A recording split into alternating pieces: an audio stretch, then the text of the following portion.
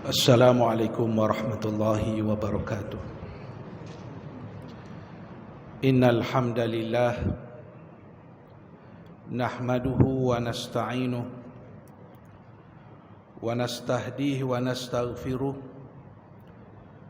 wa nathiqu bihi wa natawakkalu alaihi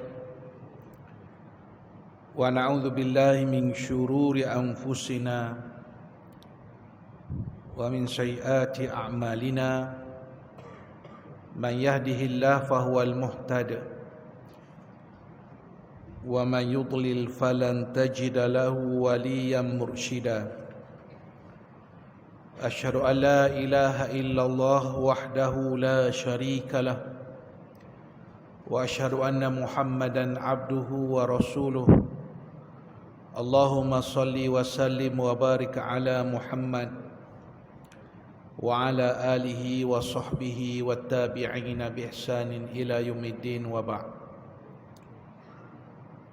Sidang jamaah yang dimuliakan oleh Allah Subhanahu wa taala.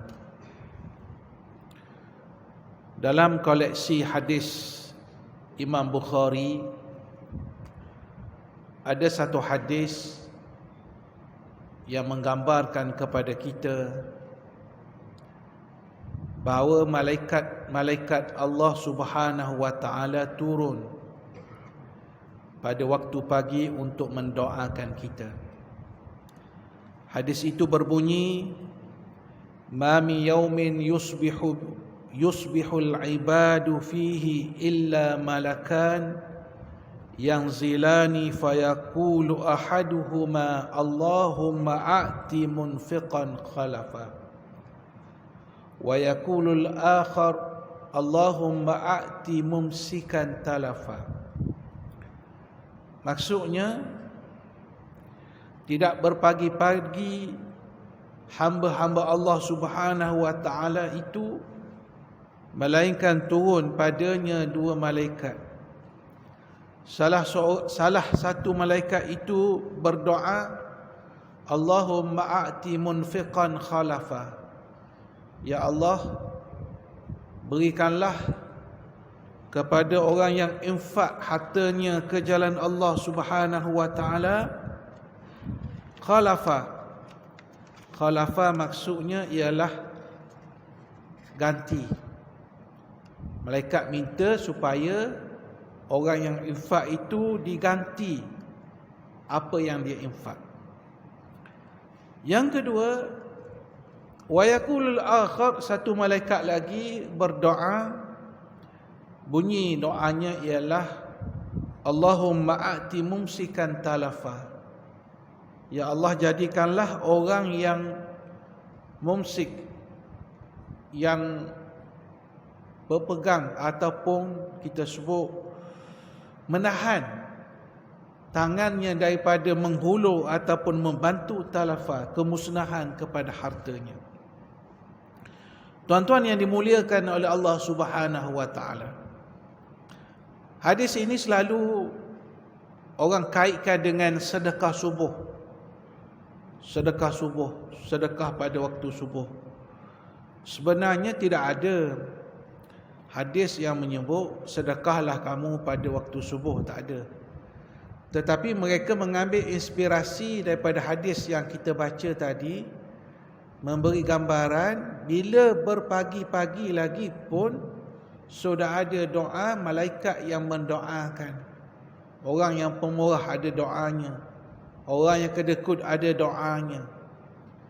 Maksud di sini ialah untuk kita gambarkan bahawa kelebihan-kelebihan orang yang menafkahkan harta ke jalan Allah Subhanahu wa taala, orang yang berbuat baik.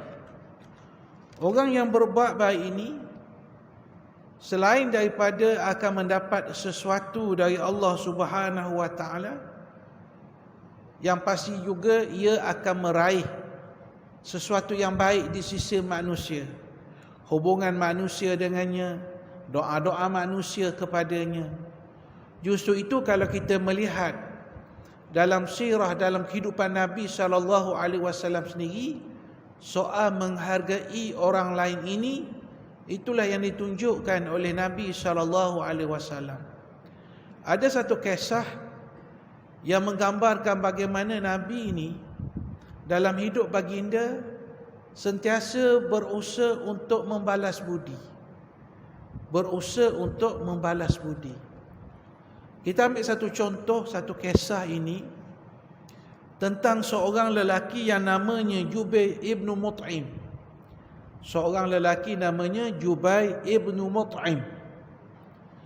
Jubair ini ketika peristiwa ni berlaku, dia belum masuk Islam. Dia tak masuk Islam lagi. Jubair ini dia tinggal di Mekah. Satu hari dia berangkat ke Madinah untuk jumpa Nabi. Apa tujuan nak jumpa Nabi? Kerana hendak berbincang dengan Nabi tentang tawanan perang Badar. Sebab bersama Nabi ada tawanan perang Badar. Jadi Jubair bin Mut'im dia nak runding supaya orang-orang ini dapat dibebaskan. Bila dia sampai ke kota Madinah, waktu itu waktu maghrib. Dan Nabi ketika itu sedang solat maghrib bersama para sahabat radhiyallahu anhum. Dan Nabi ketika itu membaca surah dalam bacaan solat maghrib itu, surah daripada surah At-Tur. Antaranya bila sampai ke ayat inna azaba rabbika lawaqi' ma lahu min dafi'. Maksudnya sesungguhnya azab Tuhan kamu itu suatu yang pasti. Tiada yang boleh menahan azab Allah. Ada riwayat menyebut ayat yang dibaca oleh Nabi dalam surah At-Tur juga ketika itu ialah am khuliqu min ghairi syai'in am humul khaliqun am khalaqus samawati wal ard bal la yuqinun. Maksudnya, adakah mereka diciptakan tanpa pencipta? Manusia dia bakal jadi begitu je ke? Ataupun mereka yang cipta diri mereka sendiri, tempelak daripada Allah? Ataupun mereka lah yang mencipta langit dan bumi? Bal la yuqinun. Mereka sendiri tidak yakin. Iyalah, kanlah manusia pula cipta langit, cipta bumi. Jubair bin Mut'im menyebut, dia kata ketika itu bila aku mendengar ayat-ayat tersebut, fakada qalbi yatir. Hampir-hampir hati saya nak terbang. Hebatnya bacaan yang dibaca oleh Nabi bila Jubair memerhatikan betul-betul ayat tersebut. Lepas itu dia pun dapat jumpa Nabi. Bila dia jumpa Nabi, Nabi kata begini. Nabi kata, "Lau kana al-Mut'im ibnu Adi hayyan thumma kallamani fi haula'in natna la taraktu lahu atau kama qala." Kata Nabi, katakanlah sekiranya Mut'im bin Adi. Mut'im bin Adi ni siapa? Ayah kepada Jubair yang mendengar bacaan Nabi tadi. Nabi kata, kalaulah Mut'im bin Adi tu masih hidup, kalaulah dia nak bincang dengan aku soal tawanan perang, pasti aku akan tinggalkan pada dia. Aku boleh bincang lah, tak ada masalah. Baik. Kenapa Nabi sebut Nabi boleh bincang dengan Mut'im bin Adi? Sebabnya Nabi masih menghargai jasa yang pernah dibuat oleh Mut'im bin Adi. Apa jasa Mut'im bin Adi walaupun ketika itu dia pun tak Islam? Jasa dia ialah bila dakwah Nabi di Taif ditolak dan Nabi kembali ke Mekah, orang yang bagi suaka, orang yang bagi pertolongan, orang yang bantu Nabi, siapa nak bantu? Yang bantu seorang, iaitu Mut'im bin Adi. Dia protect Nabi, dia pertahan Nabi daripada apa-apa serangan orang Quraisy. Tuan-tuan, ingatan Nabi kepada kebaikan orang tersebut lama, berpanjangan. Sehingga kan Nabi menyatakan kata-kata tadi di hadapan anak Mut'im. Dan begitu jugalah kebaikan yang pernah dibuat oleh Khadijah radhiyallahu anha, Nabi sebut sampai berkahwin dengan Aisyah radhiyallahu anha. Lepas Khadijah wafat lama pun, Nabi masih menyebut kebaikan-kebaikan yang dibuat oleh Khadijah. Saya nak sebut di sini, kebaikan yang dibuat oleh manusia bukan sekadar didoakan oleh malaikat, tetapi pada masa yang sama mendapat doa-doa manusia yang lain, mendapat ingatan-ingatan manusia yang lain. Walaupun mungkin kita berkata orang yang ingat jasa kebaikan ni tak ramai pun, betul pun, tak ramai pun. Justru itu dalam kisah Nabi Isa alaihi salam, bila Nabi Isa ni Allah Ta'ala bagi mukjizat, antaranya mukjizat yang Nabi Isa dapat ialah menyembuhkan dengan izin Allah penyakit sopak dan kusta, penyakit kulit yang bahaya. Kata Syekh Muhammad Ghazali dalam bukunya, bila yang jumpa Nabi Isa ni dan dengan izin Allah sembuh, kalau contohnya katalah 10 orang datang klinik, kalau kita sebut klinik lah mudahnya, 10 orang masuk klinik, 10 orang tu sembuh dengan izin Allah, semua sembuh belaka. Tapi yang ucap terima kasih, bukan nak bayar duit pun, ucap terima kasih daripada 10 orang tu seorang je. Yang 9 orang yelat, tak ada apa-apa, terima kasih pun tidak. Itu biasa dalam kehidupan manusia. Cuma yang paling penting di sini kita nak sebut, apa jua kebaikan akan diberi pembalasan oleh Allah Subhanahu wa taala. Antaranya Allah Taala sebut keadaan orang yang menginfakkan hartanya, sebahagian daripada hartanya ke jalan Allah. Alladzina yunfiquna amwalahum bil-laili wan-nahar sirran wa alaniyatan falahum ajruhum 'inda rabbihim wala khaufun 'alaihim wala hum yahzanun. Allah Taala sebut orang yang menginfakkan harta mereka, sama ada pada waktu malam, pada waktu siang, sama ada secara sulit, sama ada secara terang-terang. Falahum ajruhum, bagi mereka itu pahala kepada mereka di sisi Allah. Wala khaufun alaihim wala hum yahzanun, dan mereka tidak akan rasa takut, mereka tidak akan rasa duka cita. Maknanya Allah Ta'ala memberi janji orang yang infak ni pasti mendapat nilaian, pahala di sisi Allah. Satu lagi ialah tidak merasa takut, tidak merasa duka cita. Ada 2 tempat orang yang infak harta ni, tak kira zakat, tak kira sedekah, tak kira wakaf ni, tak kira apa nama istilah pun. Yang pertama ialah tak akan rasa takut, duka cita ketika bertemu dengan Allah. Tak akan rasa takut, tak akan rasa duka cita. Sebab dia akan dapat labanya ketika dia waktu hidup di dunia dia menginfakkan sebahagian hartanya. Yang kedua ialah tidak merasa takut dan duka cita. Dia tak akan bimbang, kerana infak itu akan merugikan dia, akan menghilangkan sesuatu yang ada kepadanya. Sebab orang ini percaya bahawa apa sahaja yang dia infak itu akan diberi ganjaran oleh Allah Subhanahu wa taala. Ganjaran oleh Allah Subhanahu wa taala. Dan ganjaran ini dalam pelbagai bentuk. Di dunia ini pelbagai bentuk. Sebelum ganjaran di akhirat. Ada di antara ganjaran infak itu ialah ketenangan hati, kelapangan hati. Hati rasa lapang, hati rasa tenang, hati rasa seronok, hati rasa gembira, hati rasa puas kerana dapat melakukan sesuatu infak ke jalan Allah Subhanahu wa taala. Ada balasannya dalam bentuk Allah Subhanahu wa taala memberi kebahagiaan hidup, sama ada dalam keluarga, kehidupan dengan anak-anak, kejayaan dan sebagainya. Janji Allah ialah kebahagiaan.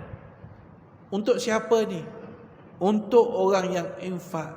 Sebab dalam firman Allah yang lain, wa ma anfaqtum min syai'in fahuwa yukhlifuh wa huwa khairur razikin. Apa sahaja yang kamu infakkan daripada sesuatu, Allah akan ganti. Ini janji Allah, janji yang pasti. Wa huwa khairur razikin, kerana dia adalah sebaik-baik pemberi rezeki. Tuan-tuan yang saya hormati, yang saya kasih sekalian, kehidupan kita sebagai hamba Allah Subhanahu wa taala ini, dia akan memberi makna kehidupan kita ini ialah kehidupan kita, wujudnya kita mengembirakan orang lain. Dia kategori manusia ni ada dua. Pertama, hidup kita ini mengembirakan orang lain. Hilang kita mendukacitakan orang lain. Yang pertama, hidup kita kalau ada orang gembira, tak ada orang duka cita. Yang kedua, kategori kedua, ada kita orang sekabut, orang tak suka. Hilang kita orang gembira. Umumnya begitu. Baik, kita ambil yang pertama. Ada kita orang gembira, tak ada orang duka cita, orang sedih kalau meninggal pun orang ingat. Kenapa? Kerana dalam hidup kita, kita memberi manfaat kepada kehidupan orang lain. Sikit ataupun banyak itu perkara yang berbeza. Tetapi wujud kita akan memberi keringanan kepada orang lain, memberi kegembiraan orang lain. Kalau tidak dengan harta pun dengan kata-kata yang baik. Justru itu Rasulullah SAW menyebut, tasaddaqu wala bisyikki tamrah. Hendaklah kamu bersedekah walaupun dengan separuh daripada biji tamar. Maknanya Nabi nak suruh kita buat benda-benda kebajikan ni walaupun sikit, tak apalah. Walau bisyikki tamrah, walaupun separuh daripada tamar. Kemudian Nabi kata, fa illam tajid, jika separuh tamar pun tak ada, fa bi kalimatin thayyibah, fa bi kalimatin thayyibah, maka hendaklah dengan kata-kata yang baik, cakap-cakap yang baik, cakap-cakap yang positif, cakap-cakap yang menggembirakan orang lain. Ini yang diajar oleh Rasulullah sallallahu alaihi wasallam. Sebab itu tafsiran kepada hidup yang berkat ialah hidup yang memberi kebaikan kepada orang lain, kebaikan ataupun manfaat kepada orang lain. Kita tengok contohnya Nabi Isa alaihi salam. Nabi Isa ni, antara kelebihan yang Allah Ta'ala bagi ialah pada waktu kecil, ketika dipangku oleh ibunya Maryam, Nabi Isa Allah Ta'ala izinkan bercakap, berkata-kata. Allah izinkan dia berkata-kata. Antaranya ialah untuk pertahankan ibunya, kesucian ibunya. Habis semua orang terkejut. Tiba-tiba baby, anak kecil ni boleh bercakap.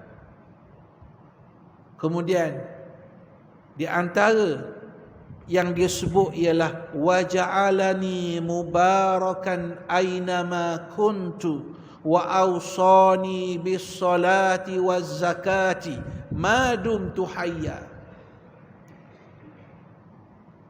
Nabi Isa menyatakan, Allah jadikan saya berkat di mana pun saya berada. Tak kira tempat, tak kira masa. Berkat di sini kata ahli tafsir ialah an-naf', manfaat. Wujudnya Nabi Isa, dia kata dalam ketika dia bayi lagi, dia kata Allah jadikan saya ni beri manfaat di mana pun saya berada. Wa ausani bis salati waz zakah, dan Allah wasiatkan kepada saya, perintahkan kepada saya untuk saya bersolat dan berzakat selagi hidup ini. Allah beri kehidupan, selagi itulah aku bersolat, selagi itulah aku berzakat. Maknanya kehidupan yang memberi manfaat kepada orang lain. Tuan-tuan yang saya hormati, yang saya kasihi, Allah dalam kehidupan ni Allah bagi kepada kita pelbagai perkara, pelbagai nikmat. Di antaranya ialah nikmat kehidupan yang paling jelas pada kita ialah nikmat harta benda. Dan bila sebut nikmat harta benda, dia akan ada ujian di situ. Dalam setiap perkara yang Allah bagi nikmat akan ada ujian. Orang yang Allah bagi ilmu, nikmat kan, nikmat ilmu. Dia ada ujian dia. Bila ada ilmu. Orang ada pangkat, dia ada ujian dia. Orang yang dikurniakan kepadanya isteri, ada ujian dia. Orang yang diberi anak-anak yang ramai, ada ujian dia. Orang yang tak diberi, dikurniakan dengan anak, ada ujian dia. Maka begitu juga orang yang diberi harta pun ada ujiannya. Dalam satu hadis Rasulullah SAW menyatakan, yaqulul abdu mali mali wa innama lahu min malihi thalath. Kata Nabi, seorang hamba itu dia akan sebut mali mali, harta saya, harta saya. Ialah harta dia, hak dia. Dia akan sebutlah mali mali, harta saya, harta saya. Sedangkan harta ni kata Nabi ada tiga ya. Tiga bentuk, tiga rupa. Yang pertama, ma akala fa'afna au labisa fa'abla au a'ta fa'aqna. Nabi kata ada tiga. Yang pertama, kalau dia makan, harta tu dibeli makanan, habislah.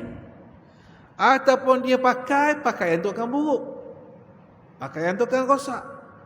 Yang ketiga, au a'ta fa'afna ataupun fa'aqna, ataupun dia infak ataupun dia menyumbang, fa'aqna, itu seolah-olah dia menyimpan untuk masa akan datang. Wa ma siwa dzalik fahuwa dzahibun wa tarikuhu linnas. Dan lain daripada itu, semua itu akan pergi dan semua itu akan ditinggalkan kepada manusia. Maknanya Nabi SAW tunjuk cara yang sebenar kepada kita untuk mengurus harta ini supaya ada nilainya di sisi Allah Subhanahu wa taala apabila kita kembali kepada Allah Subhanahu wa taala. Tuan-tuan yang saya hormati, yang saya kasihi, harta ini juga sama ada zakat, sama ada sedekah, ia adalah benteng kepada kita, senjata kepada kita. Senjata kepada kita.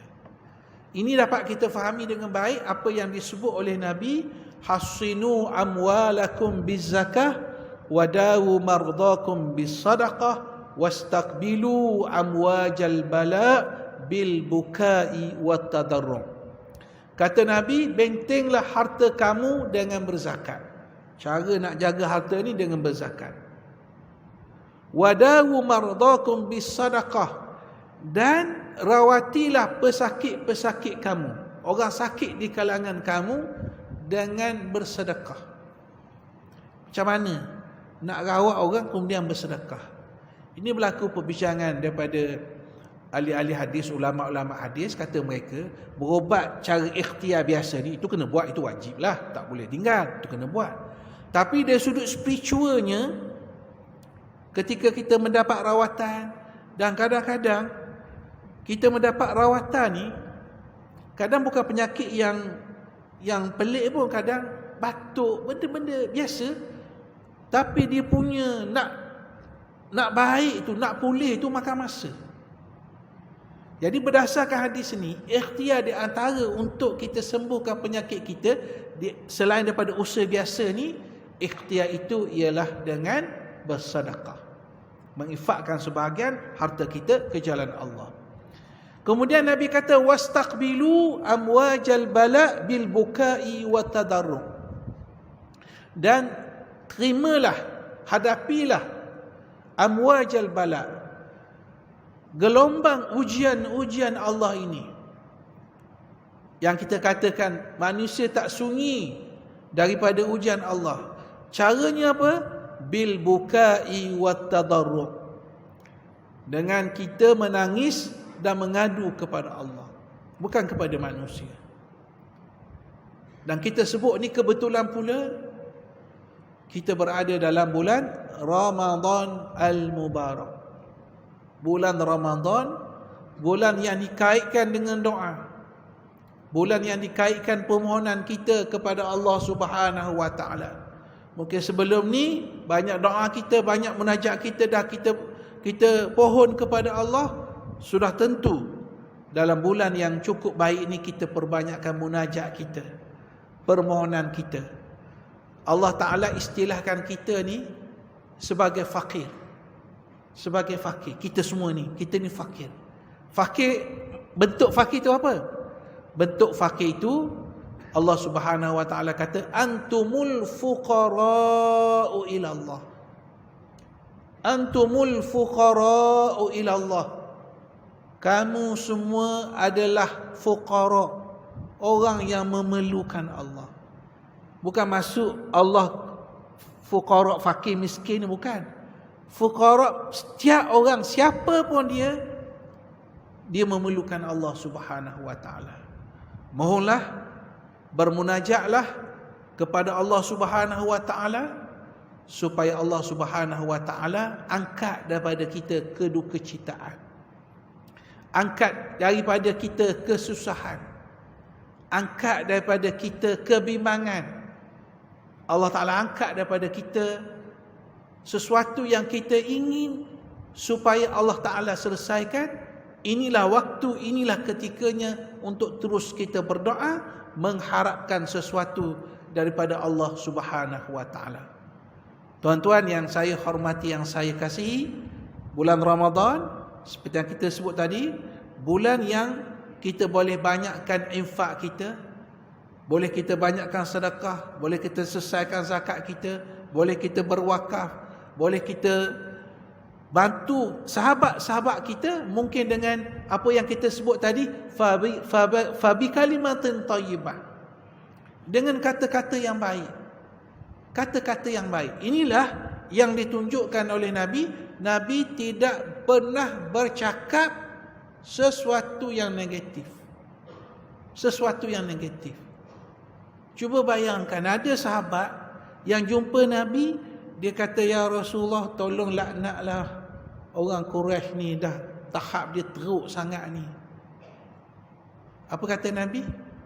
Allahumma hdi qaumi fa innahum la ya'lam.